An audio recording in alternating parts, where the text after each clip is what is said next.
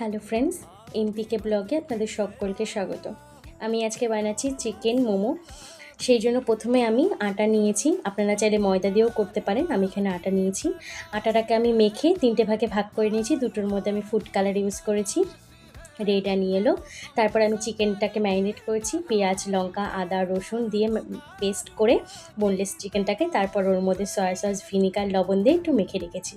তারপরে আমি এর মধ্যে আটার যে সাদা অংশটা ছিল সেটাকে লম্বা করে মেলে তার মধ্যে হলুদ আর লাল যেটা ছিল আটা মাখা, সেটাকে আমি ছোটো ছোটো লেচি কেটে ওই সাদাটার গায়ে আটকে দিচ্ছি।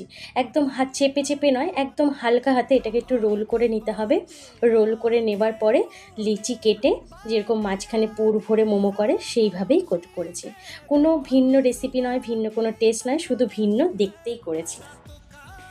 করার চেষ্টা করেছি, যদিও আমি পারদর্শী নই, একটু ভিন্ন শেপ আনার চেষ্টা করেছি। আমি আজকে এখানে মাছের একটা শেপ আনার চেষ্টা করেছি। আপনারা দেখুন, প্রথমে আমি লেচিটাকে গোল করে বেলে মাঝখানে পুরটা দিয়েছি। দেওয়ার পরে দু সাইড থেকে এনে মাঝখানে চেপে দিয়েছি। তারপর সামনের দিকটা থেকে দু সাইডটাকে এনে আবার মাঝখানে আটকে মুখ বানিয়ে দিয়েছি। আর পেছনের দিকটা আঙুল দিয়ে চেপে ছুরির পেছন দিকটা দিয়ে একটু লেজের শেপ করে আমি দু সাইড দিয়ে কেটে নিয়েছি ছুরি দিয়ে। তারপর টুথপিক দিয়ে মাছের মুখটাকে একটু ঠিক করে দিলাম। দিয়ে মাছের গায়ে আঁশ আনার জন্য আমি কলমের মুটকি দিয়ে একটু চেপে চেপে দিচ্ছি, তাহলে মাছের যে ডিজাইনটা আসে সেটা চলে আসবে। একটু চেপে চেপে করলেই ডিজাইনটা সুন্দরভাবে ফুটবে।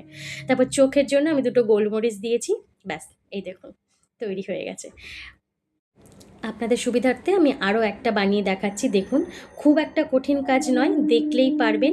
আমি বললে হয়তো অতটা বোঝানো যাচ্ছে না, আপনারা যদি একটু ভালো করে লক্ষ্য করেন তাহলেই এটা বুঝতে পারবেন। আমি আজকে মোমোটাকে মাইক্রোওভেনে স্টিম করেছি। আপনারা চাইলে মোমো স্টিমার বা গ্যাসে অন্যভাবেও স্টিম করতে পারেন। আপনারা এই রেসিপিটা দেখে বাড়িতে অবশ্যই ট্রাই করবেন। আর কে কে ট্রাই করেছেন সেটা আমাকে কিন্তু কমেন্ট বক্সে অবশ্যই জানাবেন, আপনারা বাড়িতে কে কে ট্রাই করেছেন। আর এই রেসিপিটা ভালো লাগলে একটা লাইক করবেন, কমেন্ট করবেন, আর আমার চ্যানেলটিকে প্লিজ সাবস্ক্রাইব করবেন। সাবস্ক্রাইব করে পাশে থাকবেন। আপনাদের একটা লাইক, একটা সাবস্ক্রাইব, একটা কমেন্ট আমাদের মতো নতুনদের, যারা নতুন ইউটিউবে কাজ করছেন, তাদের অনেক অনেক উৎসাহ জাগে কাজ করার প্রতি, অনেক ভালো লাগে। তো প্লিজ চ্যানেলটিকে সাবস্ক্রাইব করে পাশে থাকবেন। Thank you.